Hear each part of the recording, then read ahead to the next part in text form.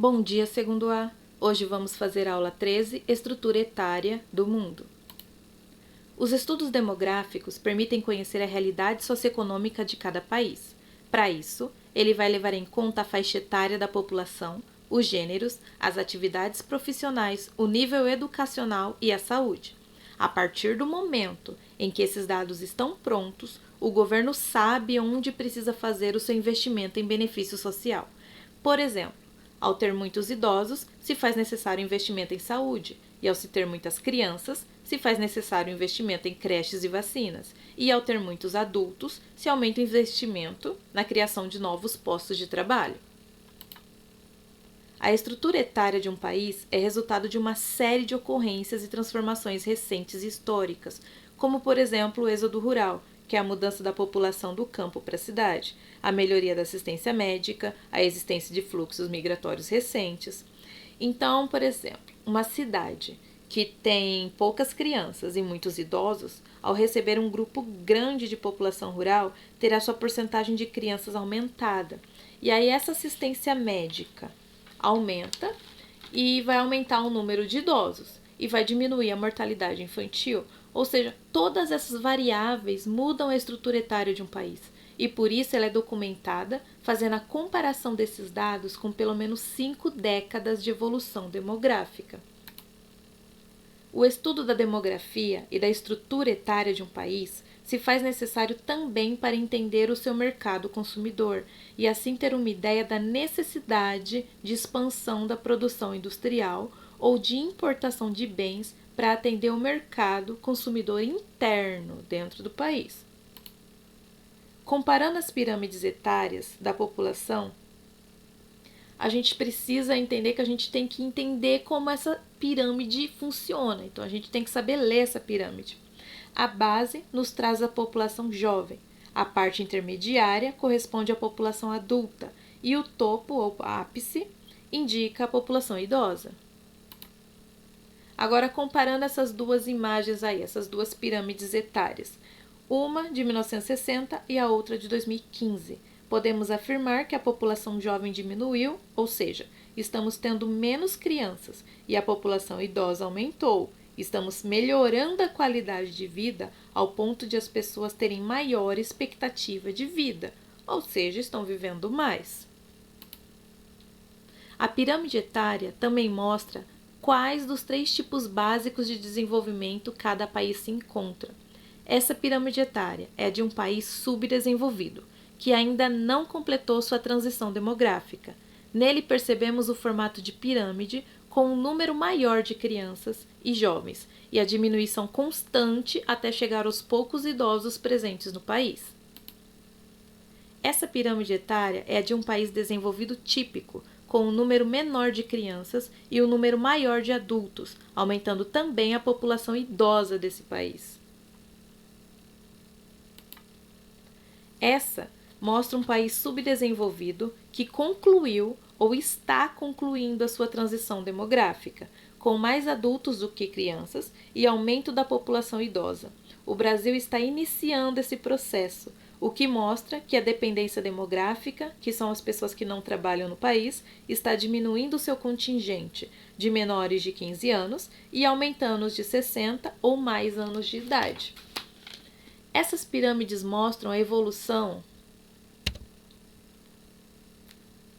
da década de 80 até 2020 da população brasileira.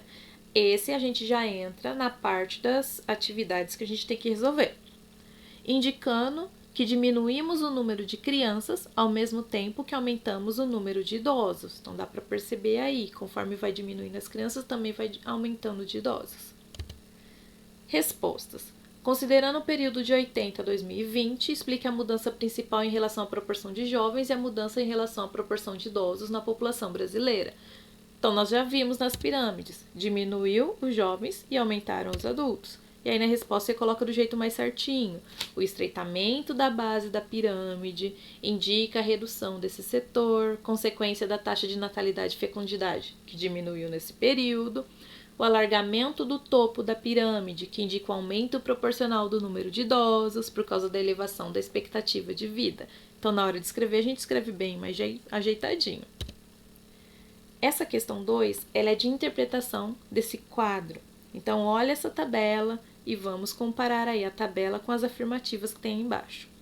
Com base na tabela, vamos considerar as afirmações. Então, primeira afirmação.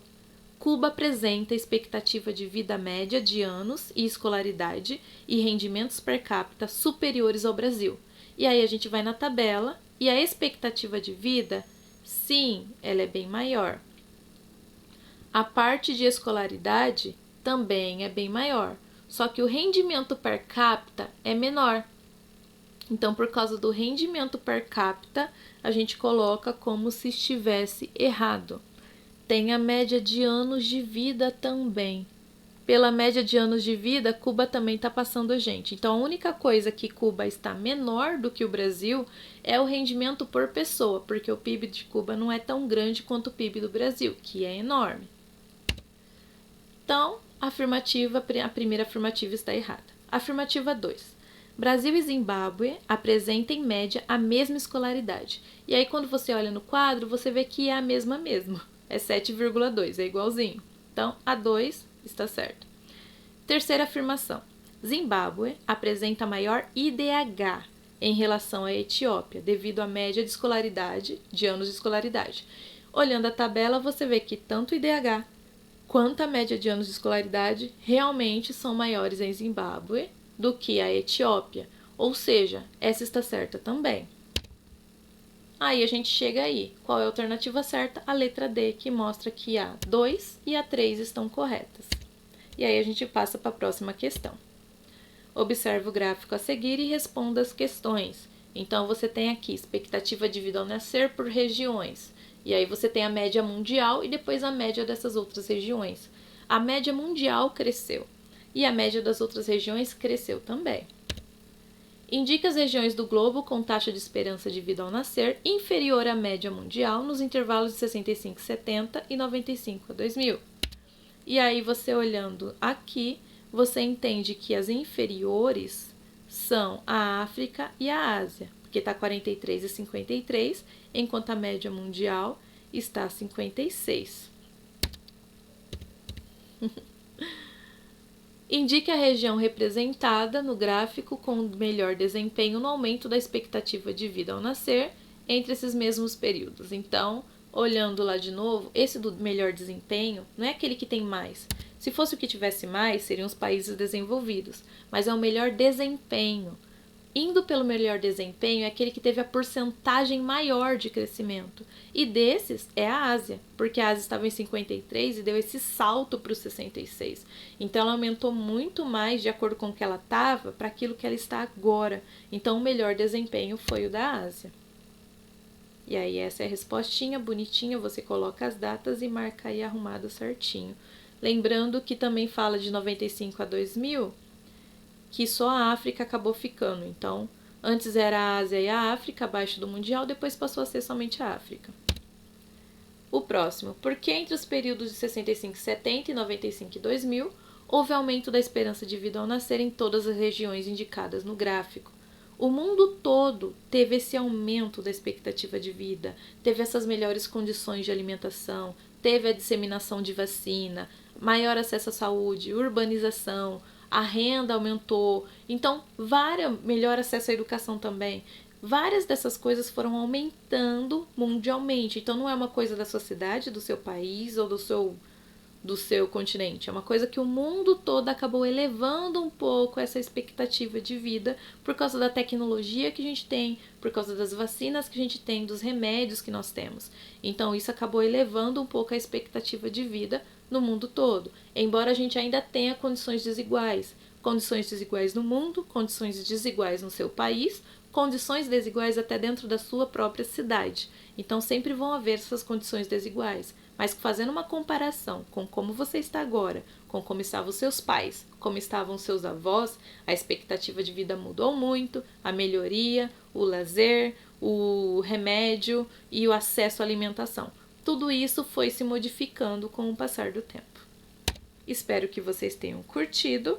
Bom estudo e até mais!